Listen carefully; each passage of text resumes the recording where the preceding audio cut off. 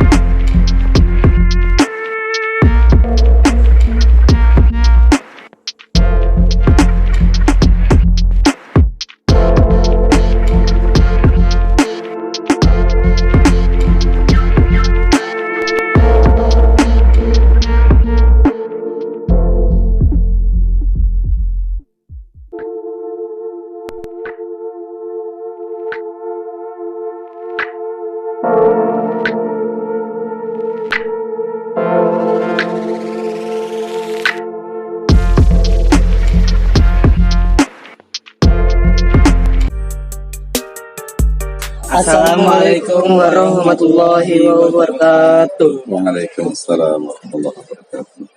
Assalamualaikum, kami dari grup 5G ingin mewawancarai Bapak tentang Masjid Agung Sang Cipta Rasa. Kalau boleh tahu, dengan Bapak siapa, Pak? Dengan Bapak Ismail. Bapak Ismail. Perkenalkan, Pak, nama saya Putra Hidayat Kurniawan. Izin perkenalkan. Nama saya Emrafir Ramdhani Septiansyah. Rifai Diana Putra. Nama saya Bagas Raifando, Pak. Nama saya Muhammad Rasya Arya Satya. Kalau begitu, untuk susunan pertanyaan yang pertama, kapan Masjid Agung Sang Cipta Rasa dibuat?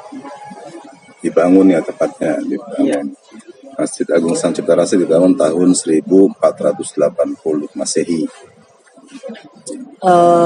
Masjid ini dibuat oleh siapa sih, Pak? Yang membuat masjid ini 9 wali. Jadi 9 orang wali itu 9-9-nya punya andil di sini, punya kontribusi untuk pembangunan masjid. Nah, adapun dasar inisiatifnya itu dari Sunan Gunung Jati. Dan selanjutnya, sejarah apa yang pernah terjadi di masjid ini sih, Pak? Banyak sejarah yang terjadi di masjid ini ya. Salah satunya banyaknya orang-orang non-muslim yang akhirnya masuk Islam. Jadi yang keempat, kenapa Masjid Agung Sang Cipta Rasa dibuat dengan kayu dan tidak direnovasi dengan semen? Ya, jadi karena memang material yang banyak saat itu, bahan bakunya itu banyak, material yang tersedia itu kayu, banyak pohon-pohon jati ya, jati-jati yang sudah lama-lama, yang tinggi-tinggi, akhirnya dimanfaatkan untuk buat masjid ini. Jadi material yang ada cuma kayu, kemudian tanah merah, tanah liat, sama batu. Itu yang dimanfaatkan, yang dieksplor oleh para wali. Dan adapun saat sekarang kenapa tidak dilepa? Karena dari pihak pengelola masjid ini, yaitu keraton, baik Kesepuan maupun Kanoman, itu menginginkan keaslian masjid ini tetap dijaga. Jadi kalau masjidnya ditembok berarti kan sudah tidak orisinil lagi. Aslian ininya, batu-batunya hilang. Sama kayu-kayunya juga hilangnya, Pak. Iya, kayu-kayunya.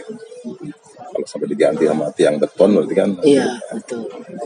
Keaslian masjid ini tetap dipertahankan. Makanya inilah satu-satunya masjid peninggalan Wali Songo yang masih sangat terjaga keasliannya. Masjid lainnya, peninggalan Wali Songo lainnya sudah tidak ada yang asli.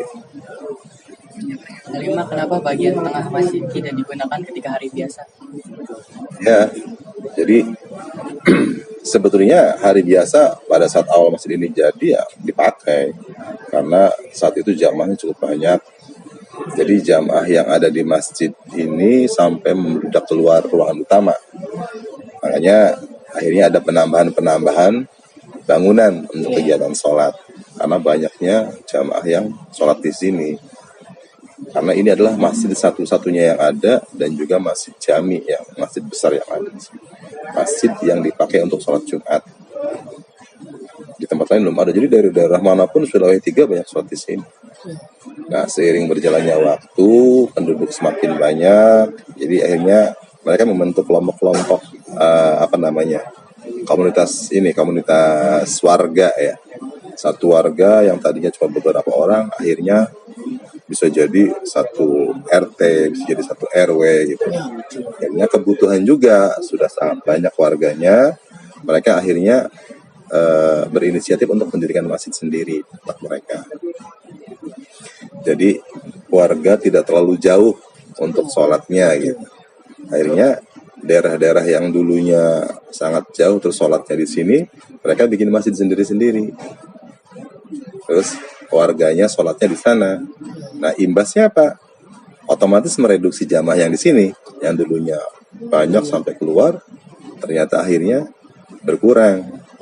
Berkurangnya jamaah karena mereka banyak mendirikan masjid di tempatnya masing-masing.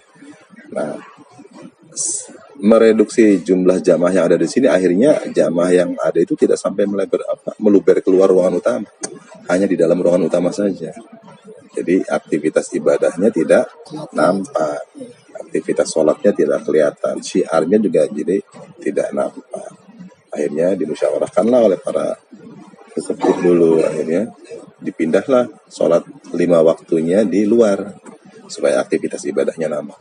Dulu masih belum ada pengeras suara. Jadi gitu. Kalau begitu Bapak, saya ingin bertanya lagi, apa sih sejarah dari sumur-sumur ini yang ada di sini? Sumur itu sebenarnya bukan sumur ya, itu tempat wudhu. Namanya kolah atau jambangan kolam tempat wudhu. Nah, sumurnya itu di sana tuh yang kotak itu di pagar di belakang lemari. Jadi tempat wudhu aslinya masjid ini ya di situ, 2 kolam. Jadi sebelum ada sistem keranisasi seperti sekarang, pakainya balong tempat wudhunya. Itu balongnya juga besar, itu lebih dari 2 pula. Kalau zaman dulu itu yang kayak pakai pompa tuh, itu pakainya apa tuh Pak? Pakai timba. Pakai Tapi timbanya bukan timba sistem katrol dan sistem kerek kan. Pakainya sistem pengungkit. Iya, pengungkit. Jadi berarti ada bebannya gitu ya Pak? Kenapa? Ada bebannya. Iya, ada bebannya. Ada penumpu, ada kayu penumpu yang di tengah. Di tengah-tengahnya dikasih kayu penyangga, kayu penimbangnya ya, keseimbangan. Di sini untuk ke sumur yang nanti dikasih ember, di sini kasih pemberat. Jadi sistemnya nanti ketika si ujung yang ada embernya itu dicemplungkan ke sumur, kalau yang pengerek kan, yang katrol itu ditarik ya. Iya. Jadi yang nimbaknya itu punya tenaga ekstra.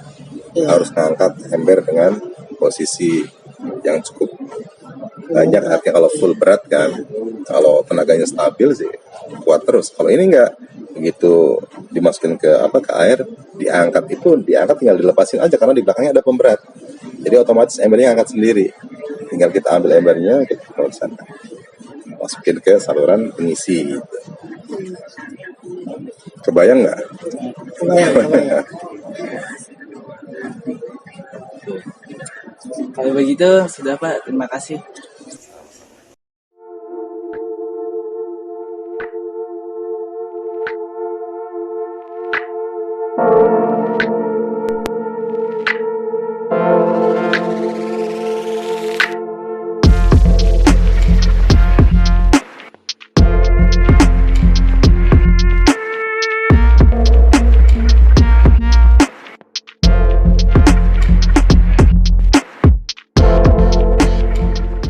sekian guys vlog dari kami, kurang lebihnya kami mohon maaf. Semoga vlog dari kami tadi dapat bermanfaat bagi kalian semua dan see you next time. Wassalamualaikum warahmatullahi wabarakatuh.